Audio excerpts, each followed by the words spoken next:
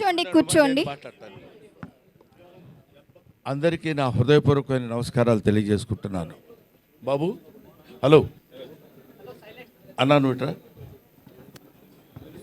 అక్క. ఇప్పటికే కాలాతీతమైంది.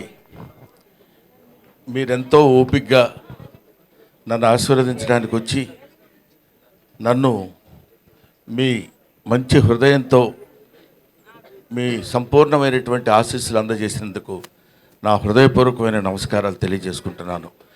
శిరస్సు వంచి పాదాభివందన చేసి మరీ తెలుసుకుంటున్నా. ఇక్కడ ముఖ్యంగా చెప్పాల్సినటువంటి విషయం, మర్చిపోకుండా చెప్పాల్సినవి కొన్ని ఉంటాయి.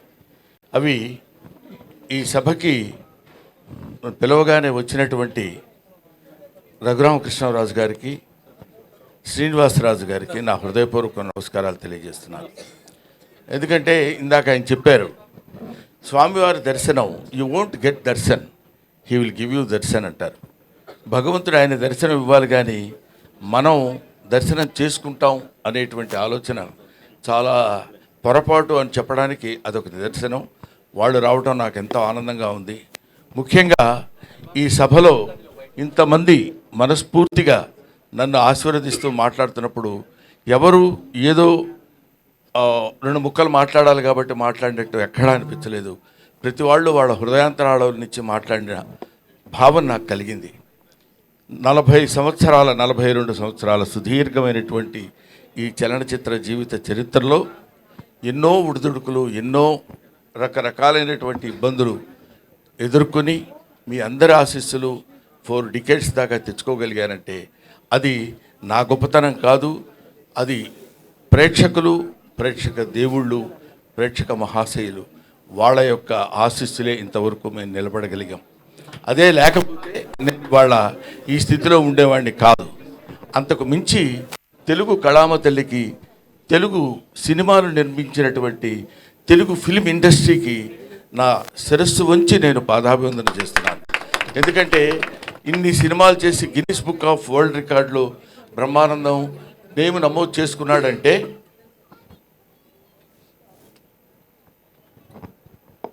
ఇన్ని సినిమాల్లో చేసి పేరు నమోదు చేసుకున్నాడంటే ఇన్ని సినిమాలు చేయటం గొప్ప కాదు.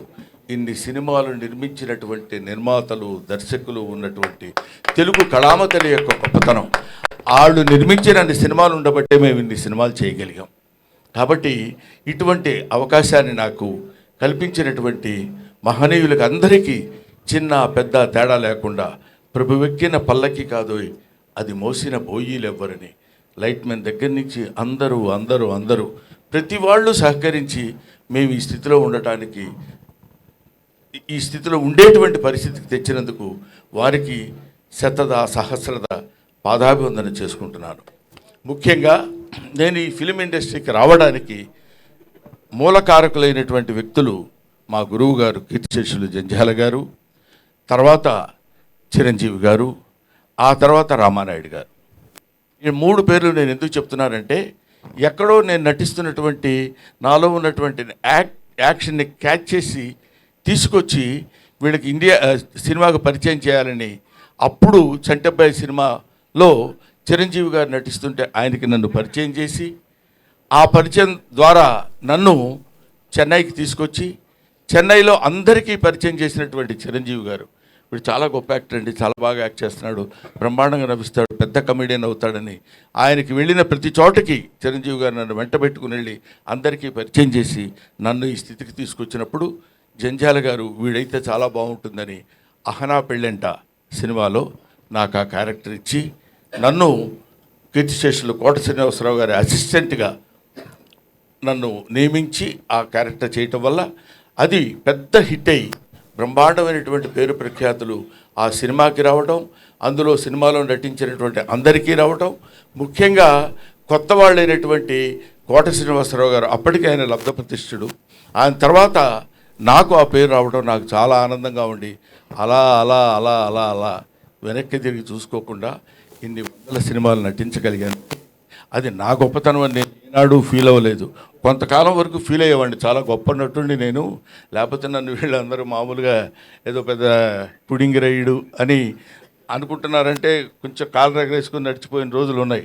ఎందుకంటే ఒక స్టేజ్లో ఏంటంటే ఒక లవ్ అనేది అంటే ఒక స్థితి అనేది అప్పుడప్పుడు పరిస్థితులను బట్టి మారుతుందనటానికి నేను DD8లో దాన్ని ఏమంటారు టీవీ దూరదర్శన్లో మాట్లాడేటప్పుడు అక్కడ నేను చేసిన యాక్షన్కి అందరూ పక్కపక్కల బ్రహ్మానందం అని అంటే చాలా ఆనందపడిపోయాడు. అబ్బో మనకు చాలా పెద్ద పేరు వచ్చిందిరా అని. మున్సిపాలిటీ బండిలాగా చెత్తబళ్ళు వస్తాయి చూడండి, ఎక్కడైనా యాంటీనా ఉన్న ఇల్లు ఉంటే అక్కడ ఆగేవాడిని. అంటే వాళ్ళు బయటకు వచ్చి చూసి ఇదే బ్రహ్మానందం అంటారేమో అని ఆనందం. సో అటువంటి స్టేజ్ నుంచి ఇవాళ Brahmanandam became a house hold comedian అనేటువంటి స్థితికి పరమేశ్వరుడు నన్ను ఇక్కడ తీసుకొచ్చాడు. నేను ఇందాక చెప్తున్నాను, చాలా సందర్భాల్లో నేను వెంకటేశ్వర స్వామి గురించి ఎందుకంటాను, ఇందాక రఘురామకృష్ణరాజు గారు చెప్పినట్టు నేను మా ఇంట్లో అంటే అదొక పిచ్చి నమ్మకం. మిగతా వాళ్ళ నమ్మకంగా ఉండొచ్చేమో కానీ ఎవడో ఒకరిని నమ్ముకుంటే వాడు మనకు సాయం చేస్తాడులే అని మనం అంటుంటాం చూడు. ఒరే ఎందుకురా పది చోట్ల తిరుగుతావు, వాడి దగ్గర పడుండు, అది ఆయనే ఏదో జీతం పెంచుతాడు, ఏదో చేస్తాడు, నువ్వు శుభ్రంగా బతకొచ్చని పెద్దలు మనకు చెప్తుంటారు. అలాగే వెంకటేశ్వర స్వామిని నమ్ముకొని ఆయన్ని బతికితే ఆయనే ఏదో మనకు కావాల్సింది ఎప్పుడెప్పుడు ఏది ఇస్తాడో అనేది, అలాగా ఆ రకమైనటువంటి జీవన విధానాన్ని గడిపినటువంటి వాడు. ముఖ్యంగా మా అన్న బాబు మోహన్,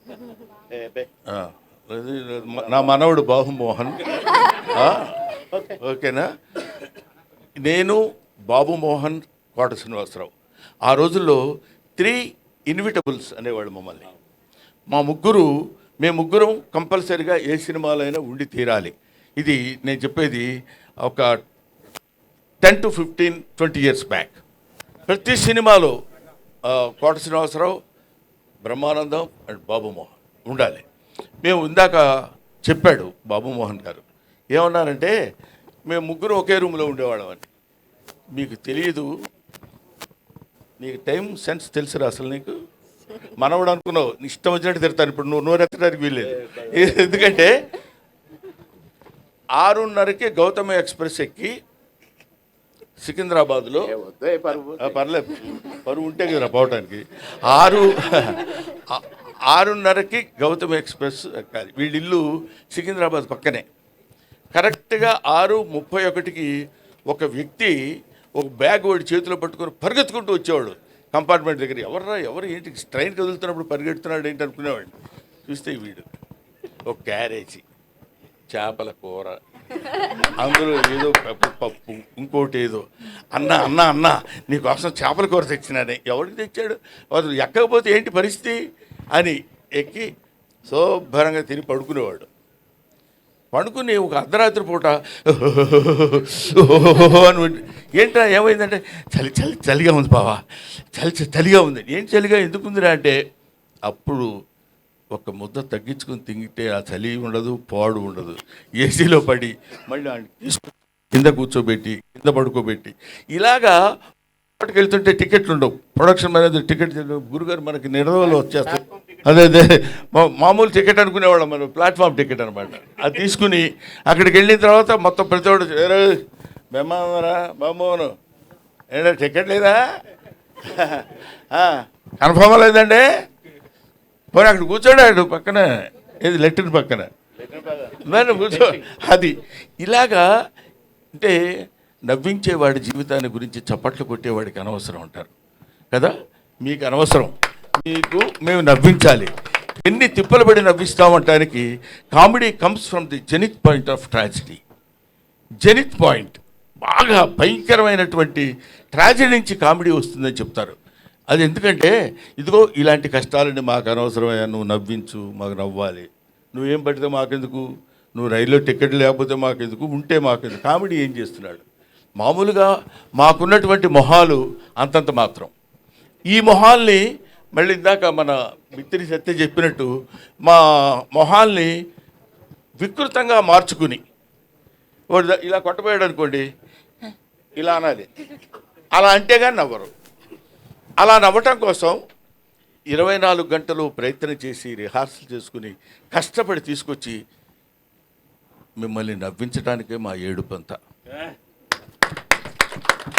అటువంటి అటువంటి కామెడీ జీవితాల్ని పంచుకొని పుట్టినటువంటి మమ్మల్ని మీరు ఏదైనా చిన్న చితక పొరపాట్లు తప్పులు ఉప్పులు ఉన్న పండురా పాపం పొద్దున్న లేస్తే నవ్విస్తాడు అని వదిలేద్దాం అనే పెద్ద మనస్తత్వాన్ని మానవాళి తెలుసుకోవాలని నా మనసు. అది నా బాధ్యత. అది మనుషులు మానవులమైనందుకు ఎక్కడ ఒక్కొక్కటి జాబ్ ఏంటి, మిమ్మల్ని నవ్వించడం, to make you happy, right?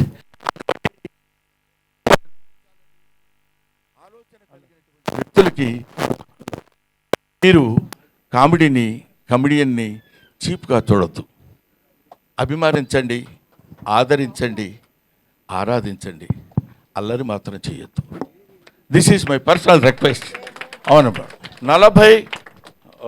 40 సంవత్సరాల సుదీర్ఘమైన చరిత్రలో ఎంతోమంది ఎన్నో రకాలైనటువంటి, ఇప్పుడు మా జనరేషన్ వాళ్ళు తెలుసుకోవాల్సినటువంటి విషయం ఏంటంటే, మా జనరేషన్ అంటే ఇప్పుడు మేమున్న వాళ్ళకి, if you allow others you will become first man, if you don't allow others you will become last man అంటాడు. మన తర్వాత వచ్చే వాళ్ళకి అలా దారి ఇవ్వాలి, వెళ్ళండి వెళ్ళండి వెళ్ళండి అని. లేదు లేదు నేనే ఉంటాను, తలకి రంగేసుకుంటాను, జుట్టు తిప్పుతాను, చాలా ఎంగా కనపడతాను అంటే కుదరదు. మనం చెయ్యగలగాలి. వయస్సు ఒకటి ఉంటుంది. కాబట్టి అటువంటి పరిస్థితుల్లో మనం మన యొక్క స్థితిగతుల్ని, మన యొక్క ఏజ్ని, మన యొక్క విషయాన్ని అంతా మనం జాగ్రత్తగా మనల్ని మనం పరిశీలించుకుని ఆత్మవిమర్శ చేసుకోగలిగినప్పుడు 10 కాలాల పాటు హాయిగా ప్రశాంతంగా నువ్వు ఉంటావు, 10 మందిని ఉంచగలుగుతావు. అందువల్ల ఇవి మనం తెలుసుకోవాల్సినటువంటి, జీవితంలో తెలుసుకోవాల్సినటువంటి నగ్న సత్యాలు, నిజాలు. అందుకనే మనకి ఇది నేరము తప్తలోహమున నిలిచి అనామకమై నశించు, ఆ నేరమే ముత్యమట్లు భాషించు, నడినీదళ సంక్షితమై అంటాడు. నీటి చుక్క తప్తలోహమున నిలిచి బాగా కాలుతున్నటువంటి నీళ్ళ పెనం మీద వేస్తే చుయ్యమని అది దానికి నామరూపాలు లేకుండా వెళ్ళిపోతుంది. అదే నీటి చుక్క తామర ఆకు మీద పడినప్పుడు ముత్యంలా అనిపిస్తుంది. అబ్బా ఇది ముత్యమా అనే భావన మనకు కలుగుతుంది. అలాగే దేవుడి గుళ్ళోకి వెళ్ళి రూపాయి బిళ్ళ దేవుడి గుళ్ళో వేస్తే అది పోతుంది. ఆ రూపాయి బిళ్ళ బయటికి తీసుకొచ్చి ఎవరికన్నా ఇస్తే ముష్టవు. కాబట్టి దానికి ఉన్నటువంటి విలువ దానికి ఉంటుంది. దాన్ని ఉపయోగించేటువంటి విధానం మాత్రం మనకి కనిపిస్తూ ఉంటుంది. కాబట్టి మహనీయులందరికీ ఇంతమంది ఇంత ఓపికగా కూర్చుని, ఆ తర్వాత ముఖ్యంగా వీళ్ళ పేరు చెప్పబోతే బాగుండదు, అందరూ మెడల పైకి చూస్తున్నారు, సీను ఇటు పేరం గ్రూప్ వాళ్ళు. కాబట్టి మేము ఇంత కష్టపడి మేము సన్మానం చేస్తే ముఖ్యంగా ఇక నుంచి ప్రతి బర్త్డే మేమే చేస్తాం. అన్నయ్య గారు, మీ 100వ బర్త్డే కూడా ప్రపంచవంతంగా చూసే విధంగా మేము చేస్తామని ఈ సభ మీదుగా చెప్తున్నాం. ఇప్పుడు ఏదైనా చిన్న చిన్న పొరపాట్లు జరిగి ఉంటే క్షమించండి. నెక్స్ట్ బర్త్డేకి శిల్పకళా వేదికలో అతి పెద్దగా చేస్తాం అన్నయ్య. ఇంతకంటే పొరపాటు ఏమైనా ఉంటుందా? పావు గంట వాగి ఇప్పుడు 1 మినిట్ అని చెప్పి 1 సెకండ్. కాబట్టి పర్లేదు నాన్న. ఇలాంటివి టు ఎర్ర్ ఈజ్ హ్యూమన్. తప్పు చేయటం మానవ లక్షణం, మానవ సహజం. అది తప్పు చేసేవాడి గురించి 2 2 4 2 4 8 2 5 10 2 6 16 12 2 7 14 2 8 16 అని అన్నాం అనుకోండి, పొరపాటున ఇప్పుడు చూసారా మధ్యలో 2 6 16 అనేసరికి ఏయ్ అన్నాడు అంటే నిజం అన్నీ మంచి చెప్పేంత వరకు ఎవడు పట్టించుకోడు. ఎక్కడో ఒక చోట నోరు జారుతాం, తప్పు జారుతాం, దాన్ని వెంటనే క్యాచ్ చేస్తారు. అది హ్యూమన్ సైకాలజీ. నువ్వు కాదు, నీకేం తెలుసు నీ మొహం. కాబట్టి ఇటువంటి స్థితిలో పొరపాట్లు ఏవేవో జరగటాలు, ఏవేవో చేయటాలని కాకుండా ఇదిగో ఈ సీని ఇన్ఫ్రా మీరందరూ మాట్లాడకండి. చూసారా, 10 మందికి చెప్పేవాడిని ఒకటి చూపించుకోవాల్సిన పరిస్థితి ఏర్పడింది. సీని ఇన్ఫ్రా వాళ్ళకి పేరం గ్రూప్. అవునమ్మా, ఏమమ్మా చెప్పకపోతే ఏం చేస్తారు ఇప్పుడు? గిరీష్మా గారికి. ఆ తర్వాత నాకు పాపం ఇతను 4 రోజుల క్రితం వచ్చాడు ఇంటికి. వచ్చి నన్ను మీకు సన్మానం చేస్తున్నామండి అన్నారు. నేను సన్మానాలు ఇవన్నీ ఒప్పుకొని చాలా కాలం అయింది. ఎందుకు ఏమి అంటే ఒక స్టేజ్లో మనకు సన్మానం చేస్తున్నాను కానీ శుభ్రంగా స్నానం చేసి మొహం పౌడర్ గౌడర్ రైస్ చేసుకుని సన్మానం అనుకుంటూ వెళ్ళేవాడిని. ఏం చేసామని మనకి సన్మానం, ఇంకా ఎంత చెయ్యాలి, ఎంతో ఎంతో చేయాల్సింది ఉంది కదా, వద్దులే సన్మానాలు అవి అనుకుంటే కాదు సార్, మేము మీకు ఎప్పటి నుంచో సన్మానం చేయాలని అనుకుంటున్నాను. మీ దగ్గరికి రావడానికి యాక్సెస్ దొరకలేదు, అది దొరికింది. అటువంటి పరిస్థితుల్లో మీకు మేము సన్మానం చేయాలి, మనస్ఫూర్తిగా చేస్తామండి, మీరు దయచేసి యాక్సెప్ట్ చేయండి అని. మన శ్రీను, నువ్వు ఉండవయా బాబు, ఇది వచ్చి నన్ను అడిగితే నేను కాదనలేక, ముఖ్యంగా కాదనలేకపోవటం నేనేదో పెద్ద గొప్ప తోపు బుడింగి అని కాదు. ఎందుకు కాదనలేకపోయానంటే ఒక అభిమానంతో, గుండె నిండా ఉన్న అభిమానాన్ని పంచుకుంటానని చెప్పినప్పుడు ఇంకా నేను దాన్ని నో అనటం ఒక కళాకారుడిగా సమంజసం కాదు. ఏ అభిమానంతో నన్ను ఇంత బాండ్ చేశారో, ఇంత పెంచారో వాళ్ళని తప్పకుండా నేను కావాలని. ముఖ్యంగా 70th బర్త్డే అన్నారు, మరి వాళ్ళకి ఎవరు చెప్పారో ఏంటో, వేసి పడేశారు 70 అని. మనకేముందిలే అని నేను కూడా ఓకే అనేసాను. అంటే మీరందరూ ఏమనుకుంటున్నారు తెలుసా, ఇంకా తక్కువ అనుకుంటున్నారు కదా. కాబట్టి ఇలాంటివి నేను అందుకనే చాలామంది ఏమంటే మీ ఇష్టం వచ్చినట్టు మీ మీమ్స్ వాడేస్తున్నారు సార్, మీరు అసలు పట్టించుకోవట్లేదు సార్, వాళ్ళందరూ ఏది పడితే అది రాసేస్తున్నారు సార్ అంటారు. అంటే నేనేమంటున్నానంటే ఒక మాటలో చెప్పాలంటే మీమ్ గాడ్ అని ఇందాక చదివారు. మీమ్ గాడ్ అనే పేరు ఎలా వచ్చిందంటే నాకు ఇంతమంది మీమర్స్ ఉండబట్టి వచ్చింది. వీళ్ళు లేకుండా నా మీద ఎందుకు అనొద్దు, అలా అనొద్దు అని నేను అనున్నట్టయితే Brahmanandam old comedian, fade out comedian అయి ఉండేవాడు. నన్ను బతికిస్తుంది, ఇప్పటి వరకు ప్రజల్లో నన్ను నిలబెట్టింది మన మీమర్స్, యూట్యూబర్స్, వాళ్ళందరికీ నా హృదయపూర్వకమైన నమస్కారాలు తెలియజేస్తున్నాను. అంతేకాకుండా గ్లోబల్ అవార్డ్ ఆఫ్ ఎక్సలెన్సీ, అది మన వాళ్ళు ఎవరండి, చిరాకు వచ్చి వెళ్ళిపోయారా? లేదు, వాళ్ళు అజయ్ కుమార్ అండ్ మనీష్, వీళ్ళు ఏమంటే మీరు ఇన్ని సినిమాలు చేశారు, మీరు ఎన్ని సినిమాలు చేశారో ఆ రికార్డు దుబాయ్లో జరుగుతున్న సన్మానానికి ఇస్తామండి, ఇక్కడ జరుగుతున్న ఈ సన్మానానికి మీకు సర్టిఫికెట్ మాత్రం మేము ఇంగ్లాండ్ నుంచి తెప్పించి అక్కడ అప్రూవ్ చేసుకొని మేము ఇక్కడ ఇస్తామండి అన్నారు. అనగానే పెద్ద మనసుతో మన శ్రేణి ఇన్ఫ్రా వాళ్ళు, పేరం వాళ్ళు అంగీకరించి ఈ స్టేజ్ మీద ఇవ్వడానికి నా వాళ్ళు యాక్సెప్టెన్స్ ఇచ్చారు, వాళ్ళకి థ్యాంక్స్ చెప్తున్నాను. అలాగే మీ గ్లోబల్ రికార్డ్ ఆఫ్ ఎక్సలెన్సీ వాళ్ళకి నా హృదయపూర్వక నమస్కారాలు తెలియజేస్తూ, అలాగే ఇక్కడ నా తమ్ముడు మిస్టర్ అజయ్ కుమార్ ఫ్రమ్ వరంగల్, అతను అద్భుతమైన కళాకారుడు. నువ్వు ఎవరు పడితే అద్భుతమైన కళాకారుడు అంటావు ఏంటని అనుకోవచ్చు మీరు, నేను ఎవరిని అన్ను, ఎందుకంటే అద్భుతం ఉంటే తప్ప. అతను సూది ఉంటుంది కదా, సూదికి ఒక చిన్న హోల్ ఉంటుంది దారం కూర్చడానికి, దానిలో ఒక అద్భుతమైనటువంటి బొమ్మలు చెక్కి మనకు క్లియర్గా కనపడేటట్టు చేయగలిగినటువంటి మహా కళాకారుడు ఆయన. అదిగో ఎదురుగా ఉన్నాడు అజయ్, మీరు ఒకసారి స్టేజ్ మీదకి రండి.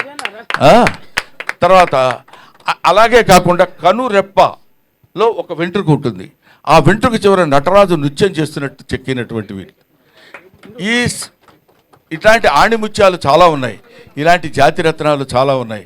కాకపోతే మట్టిలో మాణిక్యాల్లా ఉండిపోతున్నారు. తీసుకురావాల్సినటువంటి స్థితి ప్రభుత్వాలకి గర్వకారణమైనటువంటి విషయం ఇట్లాంటివి. ఇతను ద్వారా వాళ్ళు ఇతనికి ఎక్సలెన్స్ అవార్డు ఇచ్చారన్న నాకు. అంటే మీరు తప్పకుండా మీకు ఇవ్వాలని మీరు వాళ్ళు ఎప్పటి నుంచో మిమ్మల్ని అడుగుతున్నారంటే, నా దగ్గర ఏంటంటే ఒక జబ్బు, అదేంటంటే గబుక్కుని ఎవరన్నా వచ్చి ఏం బ్రహ్మాండంగా దగ్గరికి వెళితే ఏమంటాడు, ఎందుకు వచ్చిన గొడవరా అనే అదొక, ఇదిగో మన ఇందాక బిత్తిరి సత్తి చెప్పాడు చూడు, ఏమంటారు ఎందుకు వచ్చింది నా దగ్గరికి వెళ్ళగలవా అని, అదొక చిన్న లైన్ ఒకటి వేశారు. బాగానే ఉంది, ఒక రకంగా బెటరే అది, ఎందుకంటే గబుక్కుని ఎవడు పెడతాడు, గబుక్కుని రారు. సరే, అలాగా నా దగ్గరికి వచ్చి మీకు ఈ అవార్డు ఇవ్వాలని మేము కోరుకుంటున్నామండి అంటే, వాడికి ఇలాగా ఎంతమందికి అని ఎందరో మహానుభావులు అందరికీ నా హృదయపూర్వకమైనటువంటి కృతజ్ఞతలు నేను తెలియజేసుకుంటున్నాను. అయిపోయింది అనుకున్నారు కదా, అవలా ఇంకా ఆపేస్తాడ్రా బాబు అనే ఫీలింగ్లో ఉన్నట్టున్నారు మీరు. ఆపను.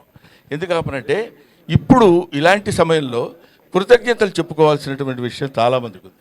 ఆ తర్వాత ఇందాక నా పక్కనే కూర్చున్నటువంటి ప్రగతి గారు, ఆవిడ మేడం ఒక ఎవరైనా మనల్ని ఇబ్బంది పెట్టారు, బాధ పెట్టారు, కష్టపెట్టారు అనుకున్నప్పుడు దాంతో కుమిలిపోవటం, కుంగిపోవటం, డిప్రెస్ అవ్వటం సాధారణమైనటువంటి విషయం. అది హ్యూమన్ నేచర్, అది తప్పదు. గబుక్కున ఏంటే నీ మొహం అన్నాడు అనుకోండి, అబ్బా ఇలా అన్నాడు ఏంటని బాధ. దాన్ని ఛాలెంజింగ్గా తీసుకుని life is a game, you should play it, life is a challenge, you should meet it అని నిరూపించినటువంటి ఒక అద్భుతమైనటువంటి వ్యక్తి ప్రగతి. కాబట్టి వీళ్ళు ఇలాంటి వాళ్ళు ఎంతోమంది ఉన్నారు. ఇప్పుడు బాబు మోహన్, ఇప్పుడు ఏదో కమిడియన్ బాబు మోహన్ అన్నాడు. పరువు ప్రతిష్ఠ అనే సినిమాలో బాబు మోహన్ గారి నటన ఒకసారి ఇంటికి వెళ్ళి వీలుంటే ఒక 5 నిమిషాలు 10 నిమిషాలు మీరు దాన్ని ఏమంటారు గూగుల్ కొట్టి చూడండి. ఎర్రగూడ అనే సినిమాలో నేను తను ఇద్దరం కలిసి, తను కాటికాపరిగా నేను బ్రాహ్మణుడిగా ఇద్దరం కలిసి గొప్ప స్నేహితుల కింద నటించినటువంటి అద్భుతమైనటువంటి నటన చేసినటువంటి మహానటుడు అతను. అలా కనిపిస్తుంటాడు కానీ అలా ఏదో సినిమాల్లోకి లేదా రాజకీయాల్లోకి వెళ్ళిన తర్వాత ఆయనలో ఆయనలో వచ్చినటువంటి మార్పులు బోర్డని ఉండొచ్చేమో కానీ నటుడిగా ఒక అద్భుతమైనటువంటి స్థితి ప్రజ్ఞత కలిగినటువంటి వాడు. ఎందుకంటే మామూలుగా ఇప్పుడు మనం చెప్పుకోవచ్చు, కోట శ్రీనివాసరావు పక్కన నిలబడి అతనితో జోడీగా, కోట శ్రీనివాసరావు అంటే వాడు అపర నటరాజు, అటువంటి వాడి పక్కన నిలబడి ఇదిగో బాబు మోహన్ గారు ఉంటేనే బాగుంటుందిరా కోటగాడి యాక్షన్ అని అనిపించుకోగలిగినటువంటి ఇలాంటి వాళ్ళు ఒక ధర్మవరపు సుబ్రహ్మణ్యం, ఒక ఎంఎస్ నారాయణ, ఒక వేణుమాధవ్, ఆ తర్వాత ఒక ఎవరు మన సునీల్ ఉన్నాడు రా, ఏవిఎస్, ఏదో నోటికి వచ్చిన పేరు చెప్పేస్తామండి. వీళ్ళందరూ కీర్తిశేషులు రచ్చ రవి అంటే ఎలా బాగుంటుంది కదా. అందుకని ఇటువంటి వాళ్ళందరూ అట్లాంటి చదువుకున్నటువంటి వాళ్ళు, ఎడ్యుకేషన్ ఉన్నటువంటి వాళ్ళు, వీళ్ళు ఈ సినిమా ఇండస్ట్రీలో అప్పటి వరకు బ్రహ్మాండంగా నవ్వించి వదిలిపెడతారంటే నవ్వు ఎక్కడి నుంచో తెలిసిన మనుషులు వాళ్ళు. ఇందాక చెప్పాను, బజార్ను నడిచి వెళుతున్నప్పుడు కాలికో దెబ్బ తగిలింది అనుకోండి, మొట్టమొదటి ఆ దెబ్బ చూసుకొని అబ్బా చచ్చిపోతున్నావురా బాబోయ్ ఇదేంటి ఇలా జరిగిందని, దానికి అని అన్న దీన్ని నేను చూడండి అంటే వెంటనే వాడు హాస్పిటల్కి తీసుకెళ్ళి ఒక ఇంజక్షన్ చేసి కట్టుకట్టి వదిలేశారు అనుకోండి, ఓకే.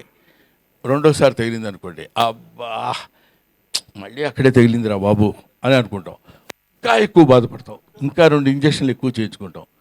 అదే 10వ 11వ తగిలింది అనుకోండి, అదేంటోరా అది ఎప్పుడు ఇక్కడే తగులుద్ది, ఏంటో ఎక్కడ ప్లేస్ లేనట్టు అక్కడే తగులుద్ది ఏంటి, ఇంజక్షన్ అదే బదులేవే. అక్కడి నుంచి అంతటి విషాదం నుంచి కామెడీ పుడుతుంది. కాబట్టి ఆ కామెడీ నేర్చుకొని మీ అందరికీ పంచిపెట్టేటువంటి ఈ హాస్య నట బృందాన్ని, మీరందరూ హాస్యాన్ని, ఎందుకంటే ఒక హాస్యం ఎంత గొప్పదంటే ఇంకా నేను చాలాసేపు చెప్పగలను, మరీ ఇంత హింసించకండి సార్, వాళ్ళు భోజనాలు పెడుతున్నారా ఉన్నాయంట, అయితే పర్లేదు చచ్చినట్టు వినాలి మీరు. ఎందుకంటే హాస్యం ఎంత గొప్పదంటే ఇప్పుడు మనం సినిమా చూస్తున్నాం అనుకోండి, సినిమా చూస్తున్నప్పుడు అబ్బా హీరో ఏం యాక్ట్ చేశాడు రా, బ్రహ్మాండంగా చేశాడు, సినిమాలో అద్భుతంగా నటించాడు అంటాం, హీరోయిన్ సూపర్ రా అదిరిపోతుంది అనుకుంటాం, సీనరీస్ చాలా బాగున్నాయి అంటాం, విలన్ అదిరిపోయేటట్టు చేస్తున్నాడు అంటాం అని ఇంటికి వెళ్ళి కూడా మాట్లాడుకుంటాం. కానీ కామెడీ ఇక్కడ కూర్చొని గంభీరంగా అలా ఉండి ఇంటికి వెళ్ళిన తర్వాత వాడు కామెడీ బాగా చేశాడే అని అనం, అక్కడ చచ్చినట్టు నవ్వాలి. అలా నవ్వించగలిగిన వాడే కమెడియన్, అలా నవ్వించగలిగిన వాడే రియల్ కమెడియన్. ఇట్లాగా ఇలాంటి కమెడియన్స్, ఇలాంటి వాళ్ళు నాకు తెలిసి అన్ని భాషల్లో కమెడియన్స్ ఉన్నారు, కానీ తెలుగు భాషలో ఉన్నంత వైవిధ్యం కలిగినటువంటి హాస్య నటులు చాలా తక్కువ మంది మిగతా ఇండస్ట్రీస్లో ఉన్నారు. We feel proud to say that we are the comedians of Telugu film industry.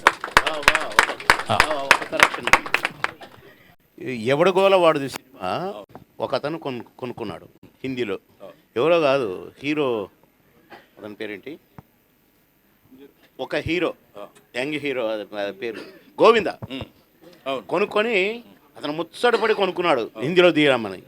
Comedians లేక ఇంకా సినిమా తీయలేదు, అక్కడే ఉంది బాక్స్. అది అంటే ఏమైనా అటువంటి స్థితిలో, ఇటువంటి పరిస్థితుల్లో ఇన్ని సంవత్సరాల సుదీర్ఘమైనటువంటి ప్రయాణానికి సహకరించినటువంటి మీ అందరికీ నా హృదయపూర్వకమైన నమస్కారాలు తెలియజేస్తున్నాను. ఇందాక మాట్లాడిన వాళ్ళలో మన రచ్చరవి బాగా మాట్లాడాడు అంటాను అనుకుంటున్నావు కదా నువ్వు, చాలా సరే అది విషయం. తర్వాత ఎవరు మన మిత్తిరి సత్తి ఎక్కడ ఆ మాటలు రామ్మోహన్ రెడ్డి, ఓహో జితేంద్ర నువ్వు వచ్చావా, రామ్మోహన్, తర్వాత మూర్తి గారు, వీళ్ళందరూ మాట్లాడుతుంటే వాళ్ళు that words come from their heart. ఏదో 2 ముక్కలు మాట్లాడి వెళ్ళిపోదామని కాదు. నాగేంద్ర కుమార్ గారు, నాగేంద్ర కుమార్ మై స్టూడెంట్ అతను. కాబట్టి వీళ్ళందరూ నన్ను ఇంత ఆశీర్వదించి ఈ స్థితికి తీసుకొచ్చినప్పుడు నవ్వుతూ చించండి చింపండి అని రాశారయ్యా. Thank you very much. అందుకని మాట్లాడటం అనేది ఒక ఆర్ట్. ఎవడు పడితే వాడు మాట్లాడటానికి కుదరదు. ఏదో మైక్ ఇచ్చాం కదా అని ఏదో ఇప్పుడు ఒక అతను మాట్లాడతాడు, చెప్తా చూడు.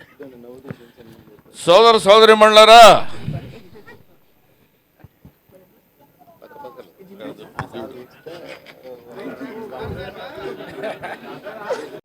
భయం జనాన్ని చూశాడు, కంగారు వచ్చేసింది.